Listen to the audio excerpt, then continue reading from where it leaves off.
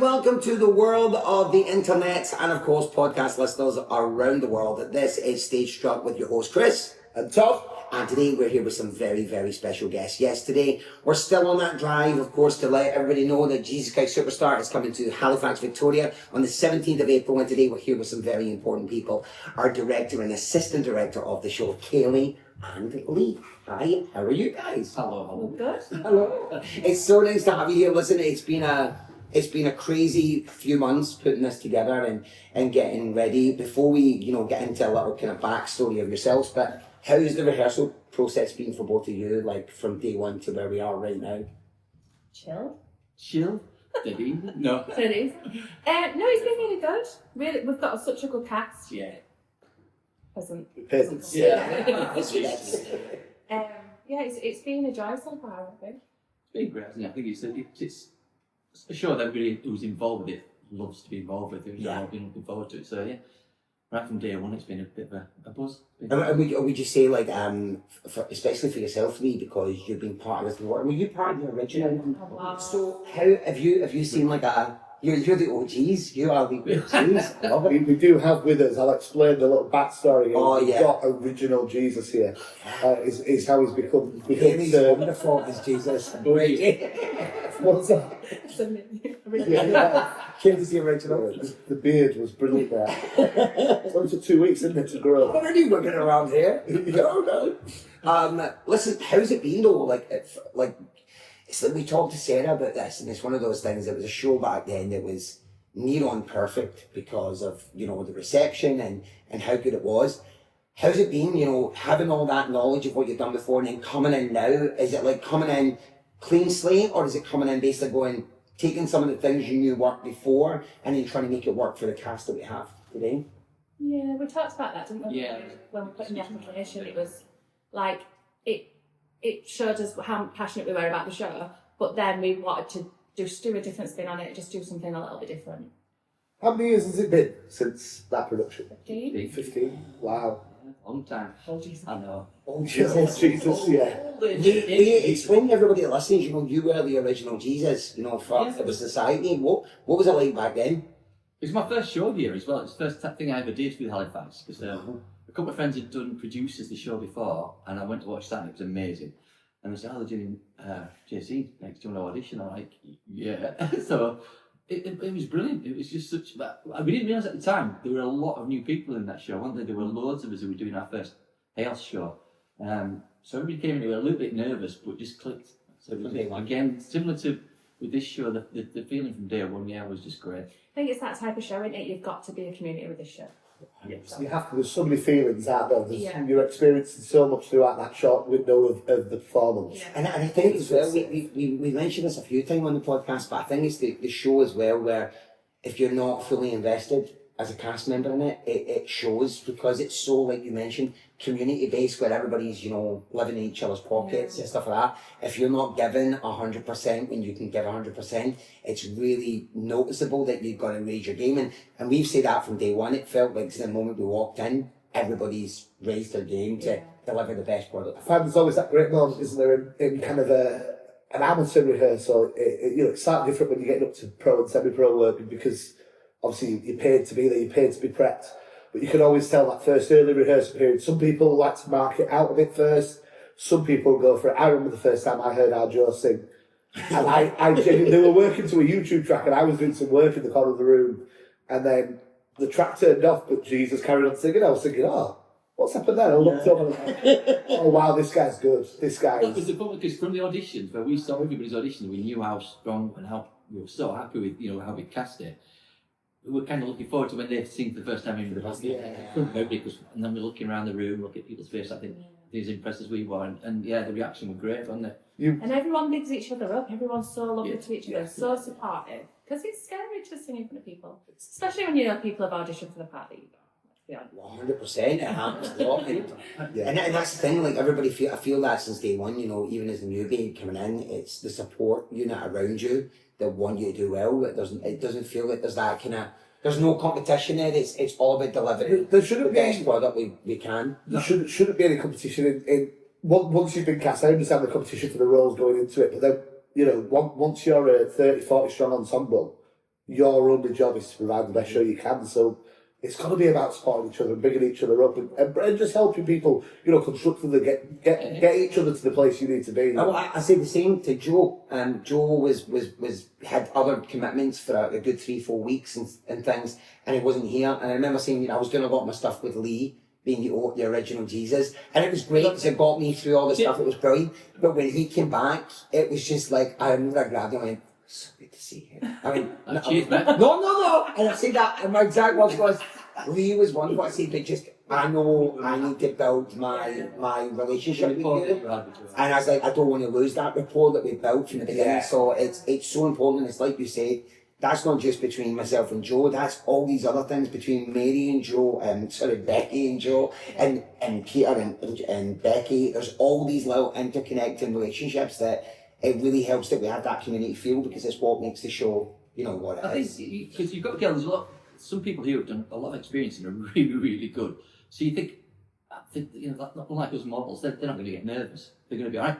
But they are, you know. Yeah. I know you were, and I know Joe was. And Becky, you know, watching Becky the first time you sang, you could see her hands trembling. But so you think they're going to be okay, and they still need that encouragement. And but that's again what we get. Because I think that's great, and it's such a good point, because for people that listen and people that maybe, you know, have worked professionally and they're coming to do shows and they want to get back into Amdram and do more things, that there's nothing more daunting, I always believe, I don't care what you say, performing in front of your peers, performing in front of people who know what it feels like, know what it live it every single day as well. So when you're there, for me personally, I spent the first 3-4 weeks just walking around the room, because I'd never done anything yet, and I remember just feeling that ultimate pressure every day, because people are like, who is this guy, what's this? So but then when you start bringing your A game and doing your things, and then you build that rapport, it takes it to another level. It really does. I want to address the kind of role titles that you've got in this. So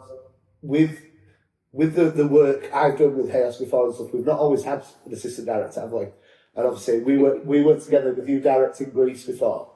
I think it is one of the best moves we've ever had in kind of having two of you, especially on such a big piece where you've got all the ensemble work. And I've always said you're brilliant at kind of controlling a big room. I'm going to embarrass you now, but you are. But then what's great is while that big kind of noisy room's happening and we're trying to get, you know, it's almost like herding cattle, isn't it? You know, when there's so many of us and you've got to move. He was slightly better looking, but then what's great is then Lee's able to kind of nip around, or vice versa, you know, if the roles are reversed, and give you those extra little bits of constructive stuff you need, you know, the extra pointers, the extra bit of direction, try it this way next time or whatever. And I think it's just worked so well. And also, what's your viewpoint on that working? Do you feel it's alleviated the workload a little bit, or is he actually any good? Is he doing much? No, do you know what? It could be really difficult, because especially if you've got like differing views. But I think that's why we've worked quite well, because we'll come up with something and we'll kind of go, oh yeah, what about this and what about this? So we have worked really well together with that. And you're right, that thing of, you know, when there's so many people in the room, knowing that Lee's going around and kind of just addressing the little moments has been really nice, and kind of, you don't feel like they're being neglected, sort of yeah, and then you can get around more people. It's been good. We talk about it because it's important for everybody in the show to know how important they are in the show. You know, so it's hard to spend that much time with everybody. They've got to know they're not just there doing a little piece and, you know, not being noticed. Everybody's noticed, and it's important that we tell them that we either like what they've just done or change it. Yeah, of course. But yeah, from my point of view, with Kayla as well, because this is it's only sort of second thing I've done from this side of the convention. So I'm kind of just learning. So it's been really good to sort of sit back and watch Kayla, how she works, because I work with lots of directors, and they're all different. Yeah, no, it's just good though. Maybe we all went back, but it's so from my point of view, I've been learning a lot as much as, and then just trying to help where I can without getting under the feet a little bit, you know. But we feel it in the room as well. I mean, I think it's evident that, you know, whenever there's I know it sounds really funny, but the intricacies and the care that's taken, not just with Joe, Becky or myself and you, it's the small things with the chorus, with the mob, with the things to make them realise that, listen, you're on show. And I kind of wanted to ask the question, like, I feel the show predominantly is more an acting show than it is a singing show or a dancing show, right? You and both together have really leaned in on the acting side of the show. Was that a kind of big thing from day one? Was it like, for you, like if you've got these vocalists that can sing, that's great, but was it really about how you can really get into the parts and people that can really act? Because you don't see it a lot in Amdram, I'm going to be honest. The shows I see, it's all razzle dazzle and big numbers and stuff, where the acting sometimes takes a little back seat. But I feel with this show, it's been, There's some months of vulnerability out there. right to the front. Yeah. There's just so many opportunities, isn't there, for moments? Yeah. For I think it's hard in it because you have that thing where you're talking to an actor and you want them to bring what they want to bring, but then at the same time you might have an idea of like little intricate moments where, or little emotions that you just think of. So it's just about sharing those ideas in it. But yeah, it was definitely something we talked about, we wanted to bring out. It's such an emotive show anyway. Just having that, you know, building up the relationships from the beginning, you know, the little moments between, for example, Mary, you know, why do they sing that duet in Act 2? There needs to be moments. Things that the audience don't see, things that the audience don't see, but the actors on stage are living in that moment, and it's those things that come But across. they do see it in a way, don't they? They just don't realise they see it. But builds as a kind of lifelong fan of JC, I've not been secretive about that. Yeah, it was one of my bugbears, is always Peter's kind of this other apostle all the way through, and then all of a sudden his character becomes more obvious, and then all of a sudden him and Mary are singing this song, and you're kind of like, oh, okay. And what I really like about how the way you've done it is kind of telling that story, just subtly throughout the scenes, just again, like you say, those little intricacies, those little moments, the moments that we all share with Judas, you know, the first time we kind of set the Last Supper and thinking about, actually, you know, we don't know that he's going to do anything wrong here. He's a friend at the end. He's a friend. So how do we keep... I think that was the best bit of it. This is what's been great about the whole process. Like, it's not... We've all been in the business and the industry where we've worked with directors where directors direct, where it's like, this is what you do. I want you to take 4 steps to the right, then I want you to stand there and do this. What's been lovely about this has been more of a collaborative effort where it's basically where we bring what you, like you say, but then you tweak to then go, well, look, you're doing it this way, but why don't do this? One line Kaylee said to me from day one, then it was that thing, where she just went, you are friends with them. You don't have to be angry. And that clicked with me because I was so like, I myself on the tin, I'm like, what minute actually, yeah, I'm an apostle. So it's just small intricacies like that bring out the best in the performance. Yeah. We do have apple crumble together, you know. We do. But the audience will never see that. They'll never see that. They'll know that you're saying apple crumble to me. But... No, I said it once. I said it once, but it worked.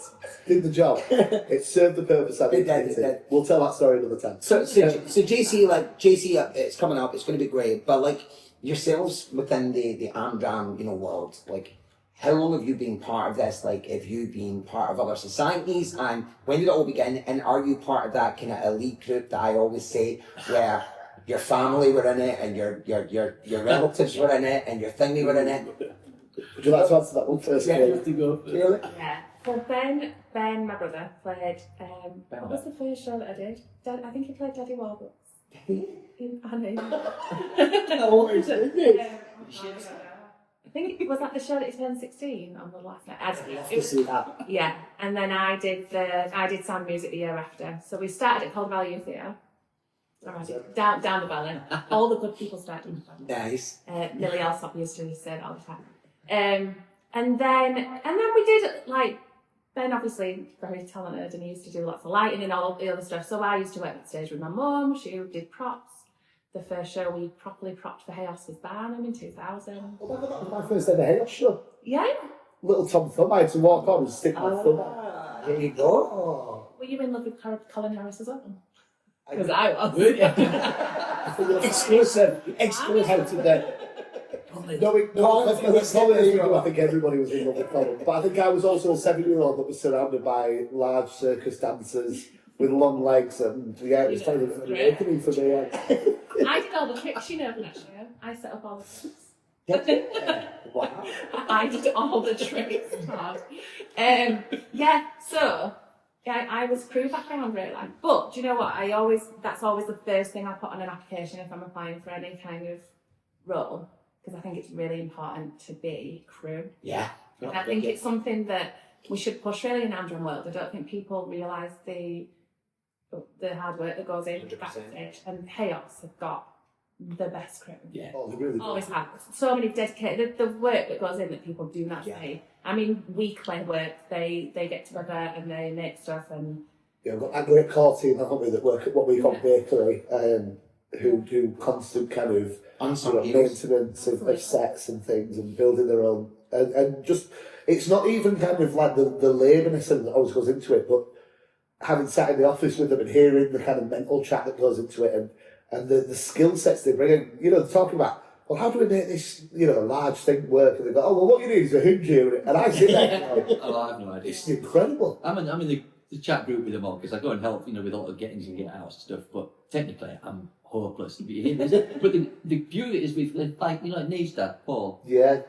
Like he came down just to help on a get-out one time. Got chatting to everybody, and that's it now, you know. And Neve's off at university doing her thing and being amazing. And Paul's still he's part of the gang now, you know. That's the way it works. Some of the best people I've known my whole life have been through, you know. We lost Jeff Berry, one of the best people we'll ever know. And he was a huge part of it. Huge. We always joke about this because it's like, it's how interconnected drama is to people, and it's all about like parents and grandparents and you know, starting off young, and then people, you know, being best friends for life and having nice connections no matter what. Drama is what brings them together. We're trying to raise awareness to that to people out there that want to get involved, but they're scared. I know exactly what it is. It's just taking that first step of jumping into a brand new group of people you don't know. But then the best part about it, the hardest thing after that is saying goodbye. Yeah. Because you will not want to, because you're part of that community, and it's... And with chaos, it is like a big part of the community, and it's not, we were never like, oh, that's a props responsibility, or that's crew, or that's costume. Everyone is just one big team. Yeah. That's the message we push on. There's no titles. It's like you're all part of it. And I think That's pushed from like the first meetings, isn't Yeah. it? You know, launch nights of any show we do, it's something that's talked about from day one. Yeah. Because it's real, it's not just paying lip service to Yeah. it. You know, we do mean that. And I think like older days, it used to be a bit of us and them, you know, or they're backstage and we're performers, we're the ones that go out. And, you know, I've seen over the years more appreciation for the crew, you know, just the simple walking off stage, thanks guys, because they put in so much hard work. It's so nice to see that has grown, because it, you know, it used to be a bit, people forgot. And I think it's because they don't feel, it's not saying they don't feel part of the group, they're not going through the process that we would go through with it every week and stuff, but you still have to make sure that no matter all the effort and the work that we put in every week, we need them more than anything else, because they're the ones that are going to make, well, exactly. So if you don't have that respect and that kind of, you know, loyalty there for them when you get there from day one, then it's just going to be an absolute nightmare. So I agree, I've seen it a lot in other societies that I've just done some stuff with as well. The appreciation for crew is grown exponentially, and I think it's because they realise that now they're a bigger part of the team and a bigger part of the community. It's not like us and them anymore. It's And I think that should also extend to the in-house crews at the venues that we use. I know we're very close with the Victoria Theatre where we perform. I think it's a really good moment as well. We're going to link the Calderdale website because there are some discussions about obviously where funding goes every year with council. And if you listen to this, please just go on and kind of give your support to the Victoria Theatre. Yeah, it's massive. It's Because really massive. it's huge. So Lee, we've heard about where Kaylee started. Mine's very different. Yeah. When you talk about how getting people involved from, you know, anybody can have a go at this, everybody can jump in. I never did this as a kid at all. Wasn't until I was 16, 17. You know, I went to a school where you played football and rugby and, you know, nobody did this. And one of the guys walked up one day and said, oh, this Opera North, we're doing an event at, what's it called, Salt's Milk and Saltaire. And they wanted a load of local kids who'd never done anything like this to get involved. And we were like, well, one of the guys was, come on, let's have a go. And we were, no. Why? And then I'm not proud of this, but he says, well, loads of girls do andros, and there's hardly any boys. And we were like, I'm not proud of that, but 17-year-old boy, that's on it. So got you in the door and got He you went down, and immediately, you know, we started singing, started dancing, started moving, started chatting to people, and just fell in love with it. And it was just really, really quickly as well, you know. Met a guy there, David Tatum was playing Tony, and he got us after the show, said, I'll come and join Bradford Youth Players. Marguerite Jennings used to run it, the legend over there. And we had a bunch of people who do shows all over the place now. Some of our members, you know, Rick and Lou. And And then from there, yeah, to cassette players. Is that Rick? Sorry, is that Rick White? Why? Oh, Yeah, Rick what a wonderful man. Yeah, easy. I'm sorry if he's listening to this. I work with him on Sweet Charity. Oh, As good what as a his wonderful missus. man.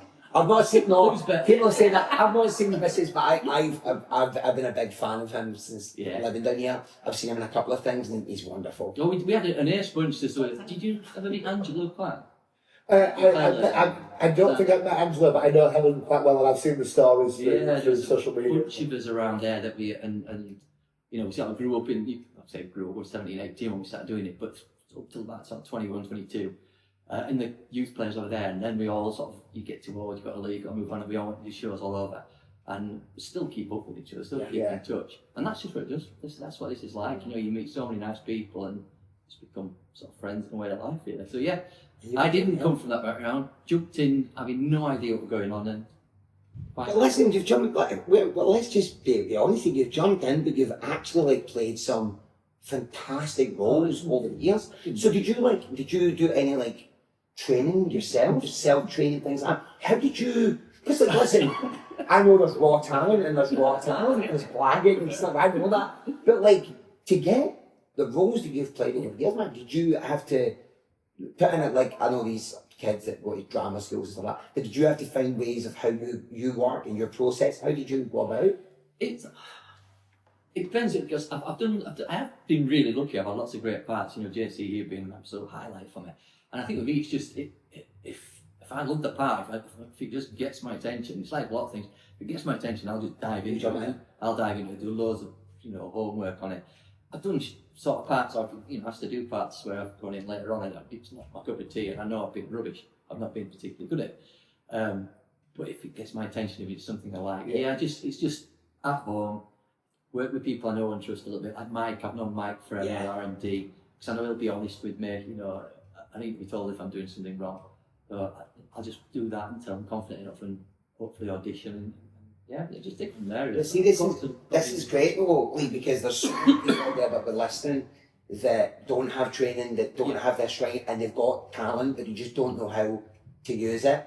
And to get the parts. Don't think it's a listen. You've played JC, man. You've Guys and Dolls, big parts, and I think it's good for people to know that you don't have to go down that route and be that child that was singing and dancing. That you can find it later on in life with Amdram. That's what's brilliant about it, and it's you've got passion. I agree with that. You see people now, don't you, that come in and do the first show. All sorts of ages, and some of them just take to it like a duck to water. Absolute naturals. They just love it, and they get on stage, and straight away you can see, there's something there. There's something, and you can do that at any age, at any time. It's just enjoying it. I think I think everybody's got a modicum of talent, and if they get on there and they're enjoying it, it's quite easy to sort of flourish. And that's what's great about Amdram. People don't get paid to do this. It's the passion and the love for it. And if you've got that passion and love, and you invest in a part, like you say, it comes across, and it's really nice. I'm big on that thing about the passion thing, because you get a lot of people who talk to you about this as a hobby, or talk to us about the kind of work life we do with singing and things, and it's my least favourite phrase in the world is, I can't sing. And people like Mike are great for this, because I think everyone can sing, but some people actually need guidance in finding where their voice is. Do you know what? Some of us want to be Whitney Houston, and we can't be Whitney Houston. Some of us are Tom Jones instead. Some of us are even worse than that. But I love Tom Jones. That sounded like I was slagging Tom Jones. He's no Whitney though, is he? But and that's the thing. But through these groups, you then meet people like Mike who will, guide you in the right way without making you feel awful. Because sometimes you kind of want to be Whitney and you're not getting those Whitney notes. And you need to be told you're not getting those Whitney notes. But there's a way to do it and still give you that. Do you find that's I think because people are so inherently nice in Amdram land, and they'll always sort of try and encourage you. You think sometimes that you do need somebody to tell you that were a bit pants? 100%. One, I just so you can believe it when they tell you it's nice. Because there's nothing worse, I believe, of living constantly your whole life on false hope, where you just feel like you're untouchable. I love, and it's that when you get that little bit of criticism or that little note where it's like, it's not as good as what you think, or you need to pull that back, you need to do this. I love it, because if you're not fully invested in what you're doing as an artist or a performer, then you're not taking in all the things around you, the feedback from people that watch it every single day and see you doing it. Don't like the way you did that this week. Oh, do you know what? That's important. Down for all time. Listen, we're not going to ever dirty laundry here, right? Did I tell my Mike story on the pod? I'm not sure if I've told it yet, but when we did Kinky Boots, I think I might have told it on the first one, but the opening number, final chord, I'm shocking at harmonies, and I just kind of latched onto some note somewhere. I was like, yeah, I'll sing that one. And I noticed Mike had written on his notebook, he'd written my name, and I was like, oh, did all the notes for everybody, my name never came up, and I thought, there's still a 1% chance this could be praise, I'm going to go for this. So I went to Mike and was like, hey, you got any notes for me? He's like, oh yeah, dude, yeah. End of Beautiful Thing in the World. I went, oh no, I'm not on the right note. I just picked another note on the chord. And Mike's got this great way of using his face to kind of say, oh. And I was like, am I not on the chord? So he, bless him, he found this note without ever mentioning it to anybody else. And this extra note would just always be like hammered in the final chord when he played at rehearsal. And there kind of be a quick look to me, to see if I was looking at him. But that's it. And it's that beautiful thing of he could have given that note in front of 30 other people in the cast. I would have been mortified, probably wouldn't have come back to rehearsal ever again or work for us ever again. But I don't know about you feel as directors, right? But like, I remember years ago when I was working with a team and I was a vocal coach, so I was the vocal captain, and I had to give 3 other singers vocal notes. Now, I don't know what it is, I don't know if it's a diva thing. I believe that it's a lot easier to give a dancer a note on a step, but trying to give a vocalist a note on a note is extremely hard.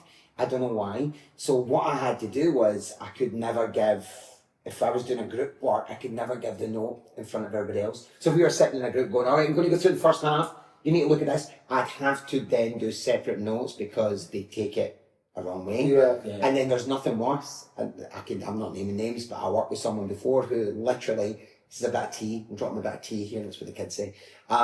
He basically was as flat as a pancake, right? I'm talking tone deaf, couldn't hear. And what I would do is I would bring them in and I would go play the recording of the show and I'd go, how do you think? And the reaction you want from them is like, oh yeah, oh that's bad. So the 2 other singers were like, yeah, I'm under, cool, no problem, just as long as you can hear it.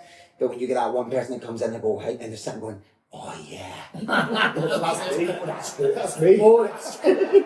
And you sit there and I have to do that classic thing of closing the laptop really slowly. We're going to have to talk. So, but yeah, I find it hard like to give those notes in front of, with singers especially.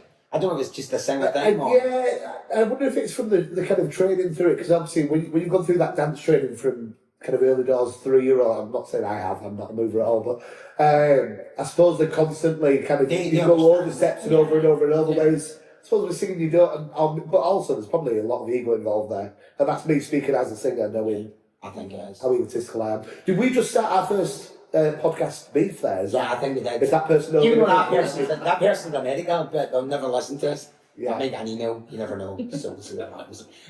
So listen, with your background and everything that's going on, the future, everything that's coming up, with Hales and stuff, is there like a bucket list show that you would love to do? Like as a director, an assistant director or director, is there one that it's been on your kind of, if it ever became available, you're like, I'd love to be a part of that. Committee, tune in now. What would you say is what would be your kind of bucket list? I don't know if it's like going to be an answer that you're excited about, but waitress for me. Or once. Waitress or once. Oh, 2 great shows. 2 great shows. Once was on my Desert Island Discs. Yeah. It's a good show, man. They'd be great. I think they'd be great. So we'll do a bit of a campaign for that, then, is. Probably going to leave, wouldn't you? Up to the committee. I'm quite lucky because the first 2 things I've done as assistant director was with Hattie, with the kids. We did Les Mis, that, and the kids were incredible. And now JC is not me up for it. That's right. Yeah, no, sorry.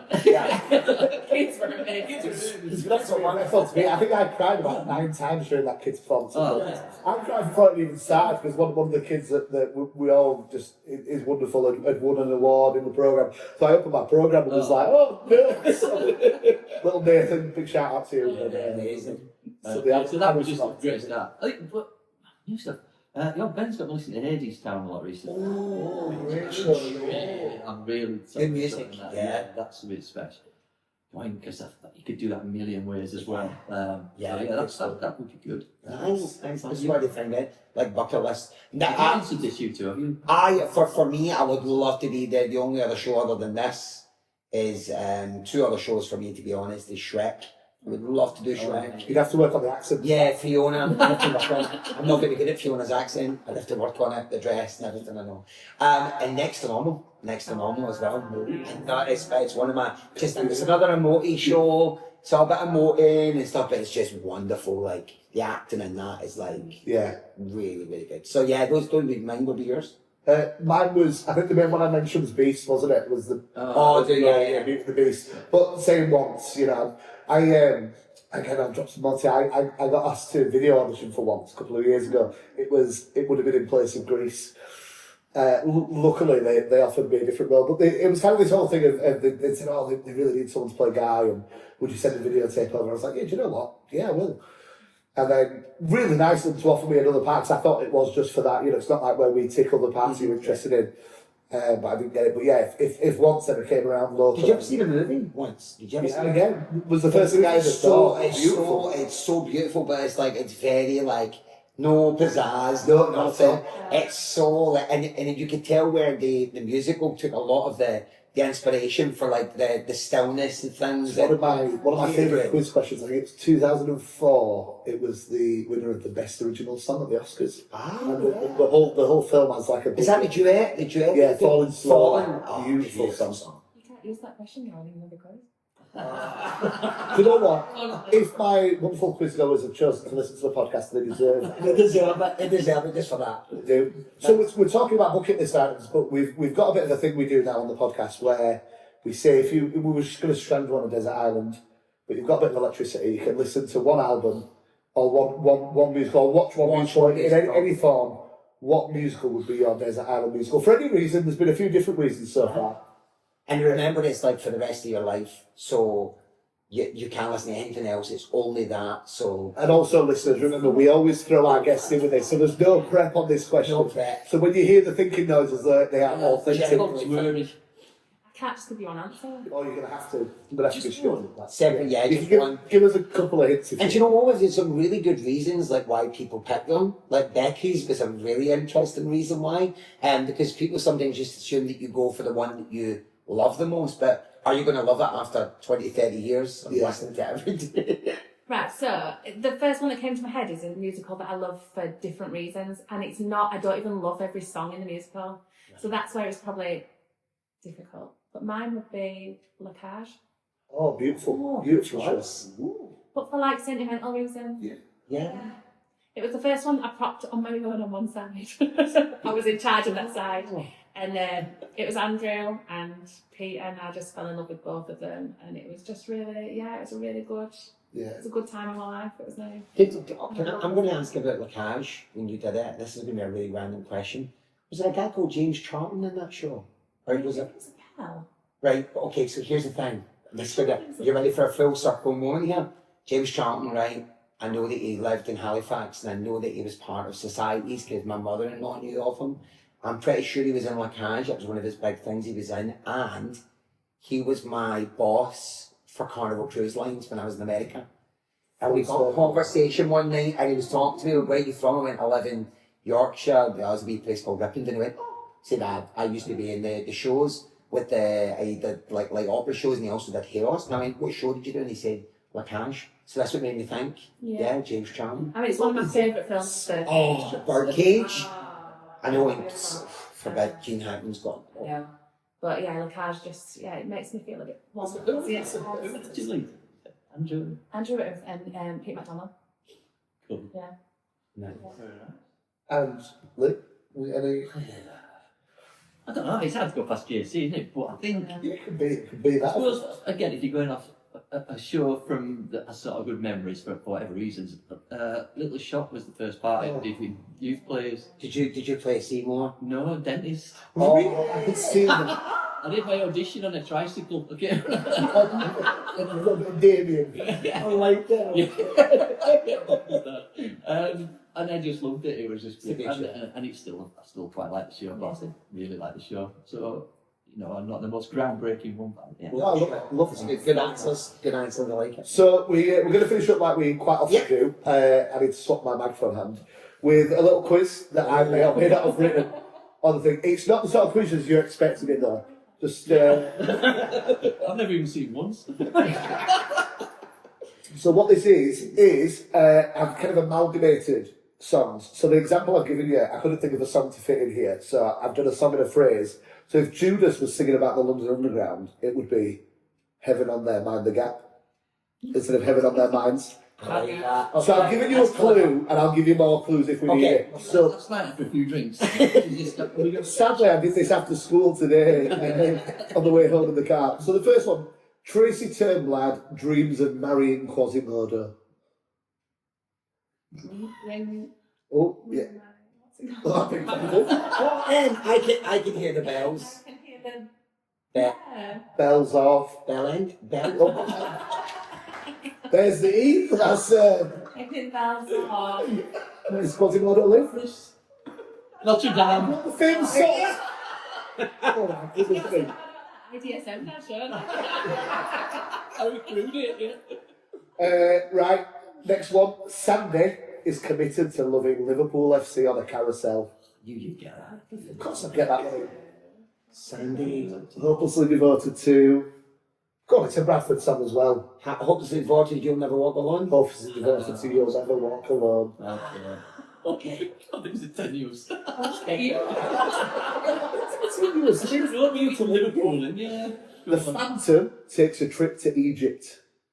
There's a little link for us three there. Shares a show we've all been in together. A phantom takes a trip to Egypt. Yeah. So there's the Phantom sing about the music. The music of the Nile. Music of the night boat to Cairo. What's the show? Is that one? Our House. Yeah. Madness. Was Do my you remember what show it was? It clearly meant a lot more to me than it actually. This one's rubbish, but I'm going to do it anyway. Every talent show has the greatest showman singing Les Miserables. Come on, Chris. Great showman. From now. No, No, the third, probably most famous one in it. This is me. Or What's There a Million of? A million stars. A million dreams. Yeah. and then- Oh, a million dreamed a dream. There we go.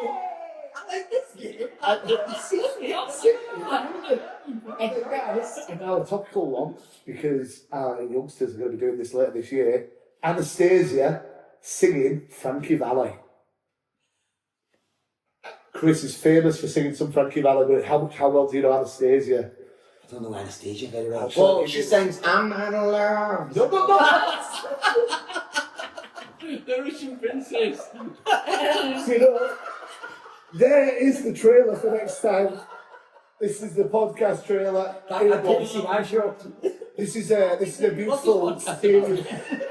A beautiful series musical all about the overthrow of the Russian government. All right, okay. All Yeah, that one. Anastasia. Was it a Disney movie? It wasn't Disney. No. It was it Drew? Something like that. But this was Once Upon a December 1963. Oh, what a name. Yeah. So there you go. And I did it because I thought, it's a lovely little Lincoln saying Hattie are obviously going to be performing that later this year. And we're going to be performing JC at the Victoria Theatre, Yes, we are. 17th of April to the 20th of April. Directed by these two wonderful folks, starring this wonderful man. And this man here, yeah, we get your tickets. They're going now like hotcakes. So make sure you get there. 17th to 20th. And of course, Easter Sunday. We're going to be doing a show on Easter Sunday. So it's going to be great. Still time for your Easter egg. Yeah. Roll your Easter egg and Jesus is coming back. It's going to be great. So that is everything. I think we're good to wrap it up. I think it's been wonderful. Thank you so much for sharing your time, having a laugh. And I can't wait to see Hattie Juniors doing a tribute to Anastasia. I'm out of love. It's going to be a great show. Set me free. Set me free. That's it, we're done. Thank you so much for watching, everybody. Don't forget you can download the podcast on all your fruit-related devices. And of course, you can watch us on YouTube on Stagestruck as well. My name's Chris. My name's Todd. And we'll see you on the next one. Peace. Bye.